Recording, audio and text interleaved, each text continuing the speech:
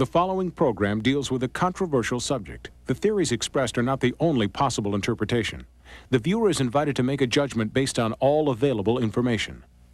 Tonight on Sightings was the shocking murder of a teenage girl foretold in her own mother's mystery novel.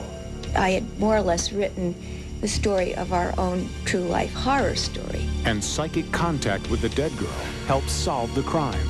Then, from our UFO file, bizarre men in black stalk witnesses who have had UFO sightings. His eyes were extremely long. They literally wrapped around his temples. Startling new evidence and exclusive videotape reveals the sinister motives behind the MIB phenomenon. And a tragic car crash left this boy in a coma until a dog brought him back to life. He licked me, and then I woke up. At that point, it started to appear. They had large, dark eyes, claw-like hands. I began sensing and knowing and feeling. I do believe in life after death. I mean, I've been there. We have not scratched the surface of what the mind can do. It's a connection with the unknown.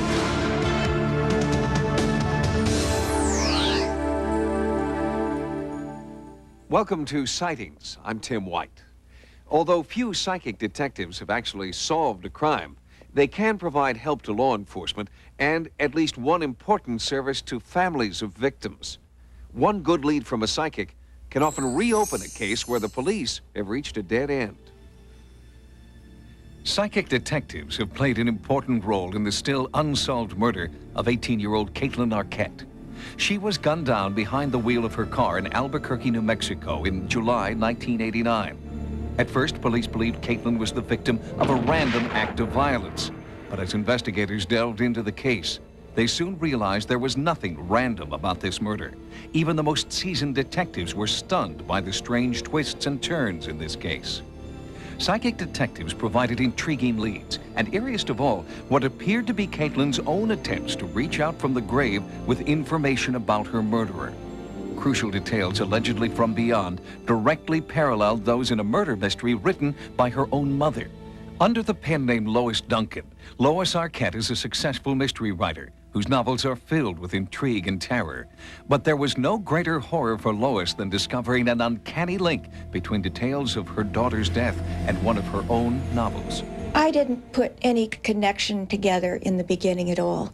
It wasn't until one thing after another began to occur that I suddenly realized that I had more or less written the story of our own true life horror story. In Don't Look Behind You, I based the personality of my heroine April upon Kate.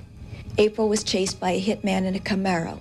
That book was published in June 1989, and in July 1989, Kate was chased down and shot to death by a trigger man in a Camaro. The most shocking thing of all to us was that when we read in the police file the Hispanic man who was arrested, his name was Mike, everybody called him Vamp. And in Don't Look Behind You, the hitman who chased down April was named Mike Vamp. As police probed Caitlin's brutal killing, they discovered the young woman had a secret life centered around her boyfriend, an alleged gang member believed to be involved in illegal activities. But investigators were unable to establish a direct link between either the boyfriend or his gang and Caitlin's murder. With the police department at a dead end, in desperation, Caitlin's mother turned to local psychic Betty Minch. I rang the doorbell, and this middle-aged woman answered the door, and I looked at her. I had an instant feeling that I knew her. It wasn't that I'd met her. I had invented her. She was physically identical to Ann Summers, the psychic detective in my book, The Third Eye. Betty Minch considers herself a bridge between the living and the dead.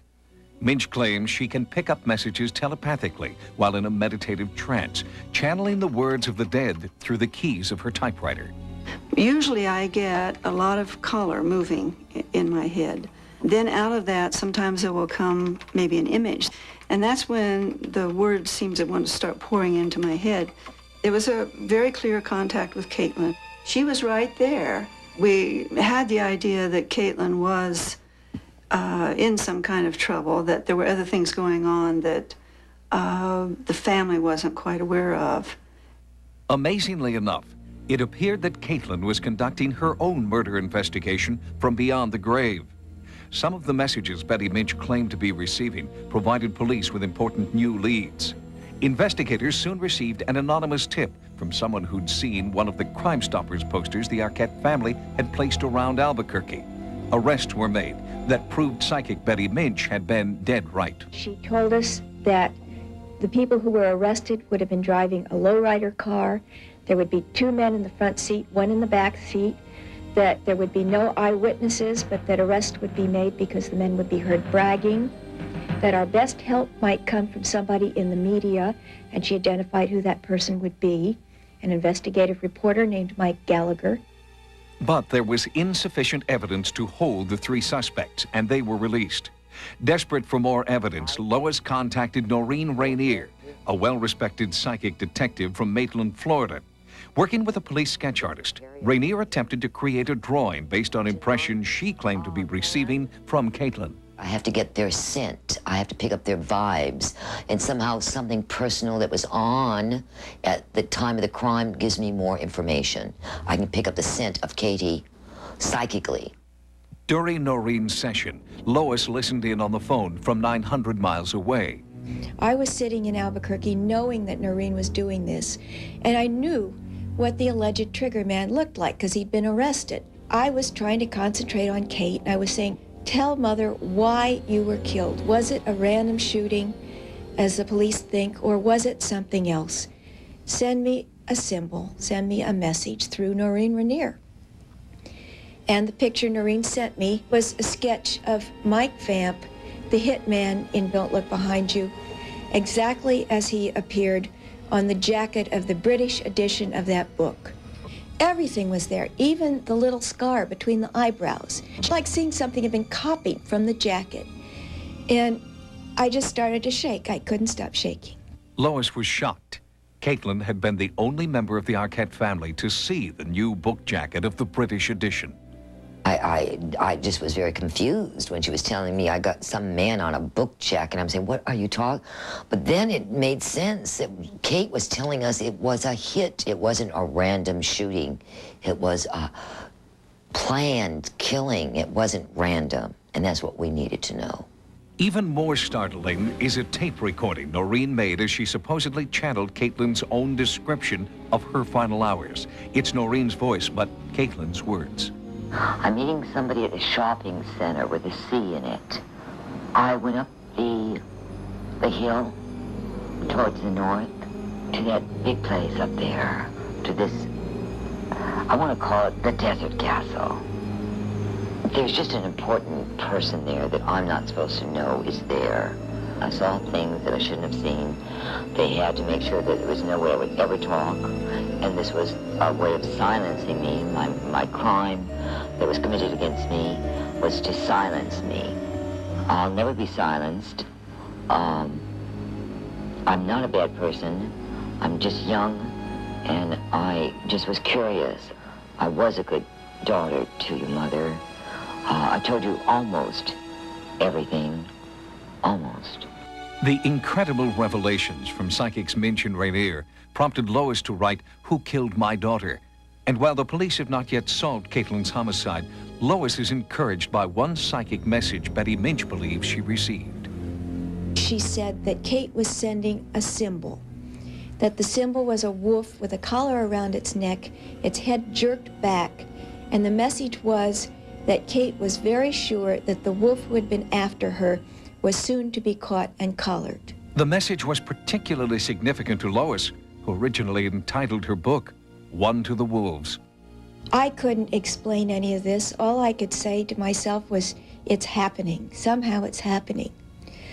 I have now come to believe that there must be some kind of transition point where it is possible for the dead to communicate with the living, perhaps when they have some very, very strong message to get across.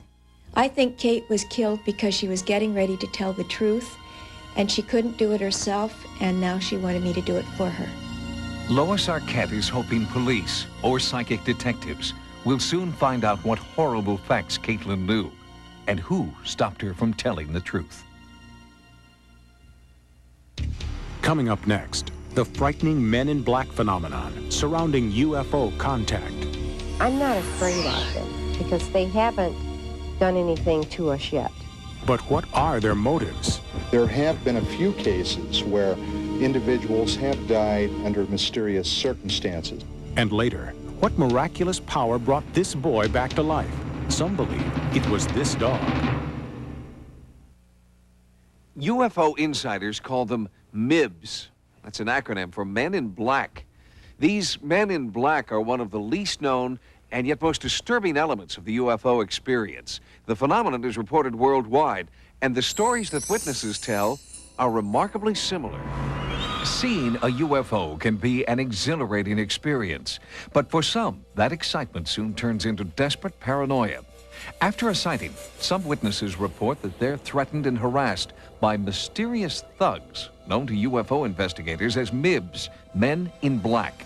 Just who are these Men in Black? Where do they come from? And why do they seem to be tracking and spying on those who've had a close encounter? There it was. It's a long, lit-up, cigar-shaped object heading just over the rooftop. And then it moved out of sight, and I went back home. And when I got home, my wife said, "You just got a phone call." I said, "A phone call?" And it said that if you talk to the media about this, that your daughter will die. Immediately following a UFO sighting, the strange encounters with MIBs begin. They would walk in seemingly from nowhere, be driving a car that may be as old as 25 years. It would be immaculate, shiny, without a mark on it.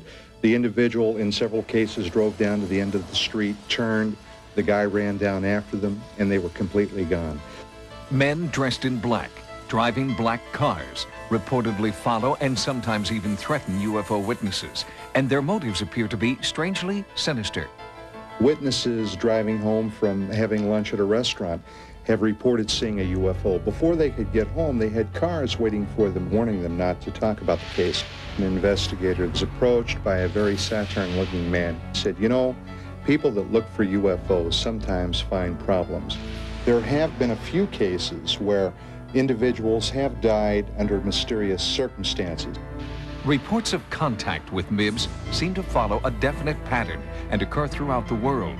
One horrified witness was harassed by MIBs after sighting a UFO near Toronto, Canada. And it was about 3 o'clock in the afternoon. There was a knock on the door. I opened the door, and there was this very odd-looking man standing there. He had a photograph album in his left arm, and he didn't say anything for a full minute. He was about 5'6". He was extremely thin. He had a slightly enlarged head. His face was a very strange olive hue. He wore a black turtleneck. He wore black pants. He was dressed entirely in black. His eyes, they were not oriental looking. They were extremely long. They literally wrapped around his temples. I have never seen eyes like that. Those eyes held me. They held my attention. They seemed to be boring into me. I felt very intruded upon on a mental level by those eyes.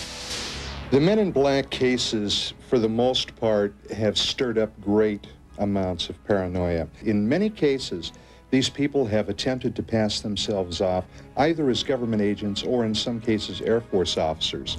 At one point, the FBI was very heavily involved in tracking these cases down and attempting to arrest someone, but no one was ever caught. Composite drawings created from witness testimony lead researchers to believe that MIBs could be aliens who have come to Earth to silence people who know too much about UFOs. In Russia, one witness reported being harassed and physically transformed by a MIB. Professor Paul Stonehill translated the Russian newspaper story about the woman's MIB experience. His touch was paralyzing and left effects upon the body of those whom he touched. His daughter, she became magnetic and she would attract metals. And like her hands became sort of electric conductors.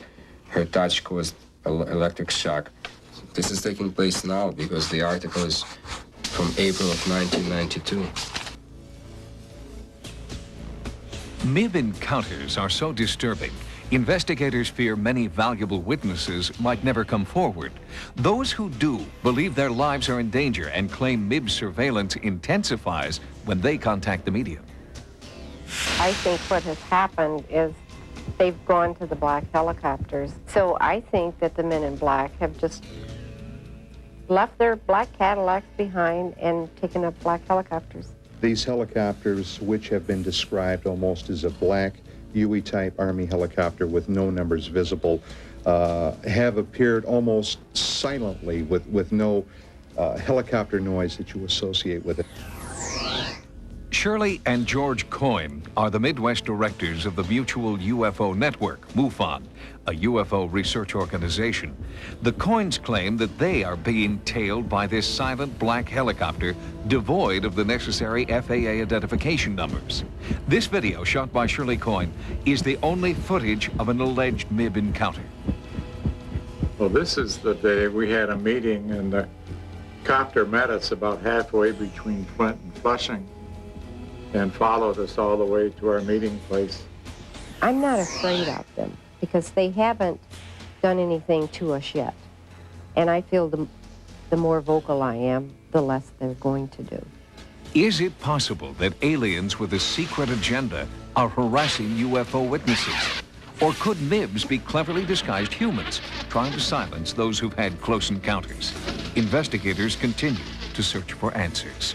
It's just something that there is no explanation for. And by working on these cases and trying to use a scientific and investigative formula, we try to get to the bottom of them, but sometimes there doesn't seem to be a bottom. Coming up next, do animals have miraculous healing powers? Some say a dog brought this boy out of a near-fatal coma. He licked me, then I woke up. Researchers are just beginning to understand the complex nature of psychic ability. In their efforts to prove that ESP exists, the most startling evidence has come not from human subjects, but from animals. They found that family pets possess mystifying talents which conventional science can't explain. July 19th, 1989. I'll never forget the date. We were in a car accident. My daughter Lauren was killed in the car accident. I broke my neck. 1 David 1099. And Neil sustained a traumatic head injury, and it put him in a coma for 3 months. Lucky is not a word Amelia Stortz would use to describe her son Neil on that tragic night 3 years ago. But Neil was lucky to be alive. He had suffered a very severe brain injury, and he was in a very deep coma when he came to us. Neil survived, but doctors did not know if he would ever regain consciousness.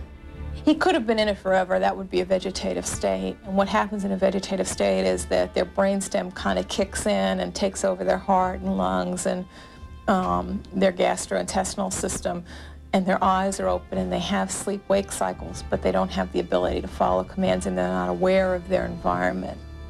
In a seemingly hopeless case, where modern medicine can't provide all the answers, alternative forms of treatment may be called for. Since 1982, the Animal-Assisted Therapy program has been providing Houston area hospitals with animal companionship for patients who may not be responding to more traditional methods of health care. When patients have had brain injuries, they're oftentimes either comatose or very disoriented, and having animals around, we know from studies, causes people's blood pressure to lessen and they become calmer. It kind of pushes the right buttons, so to speak, and makes it more likely that the patient's going to wake up. There are magical and miraculous things that happen all the time that defy medical science. I don't think that animals and humans working together is very explainable. And when you see something like this, it really is kind of magical. Neil had been in a coma for 3 months, so animal-assisted therapy was one long shot his family felt was definitely worth trying. When your child is laying there in a coma, you resort to just about anything, you know, you try anything. With all conventional treatments exhausted, the one remaining hope was to consult a rather unique specialist by the name of Rex. Rex was part of a regular visitation team as part of our animal-assisted therapy program, and he happened to get up on Neil's bed and lick his face, and within several hours after that, Neil began to speak. He licked me, then I woke up. It's pretty amazing. But if you're going to credit anything or anybody, why not credit Rex, the wonder dog? Was Neil's recovery a miracle? Or could it have been the result of a power animals possess that we do not fully understand yet? I mean, this was a really big tragedy, you know, to have a little boy that's in a coma, and his little sister was killed, and his mother was also injured in the accident. And it was just, you know, too much for most of us to even conceive. Neil had a lot of previous experiences with animals and really loved animals, and there's at least a hunch that it was a very normalizing experience for Neil and something that he could relate to, instead of us saying, open your eyes, close your hands, you know, yelling commands at him. It was really kind of neat that an animal kind of brought him around.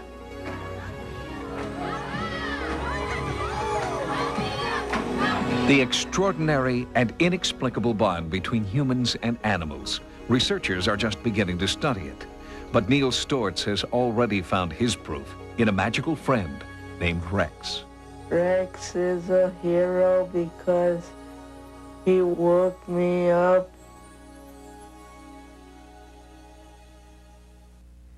Thanks for joining us. For Sightings, I'm Tim White. Good night.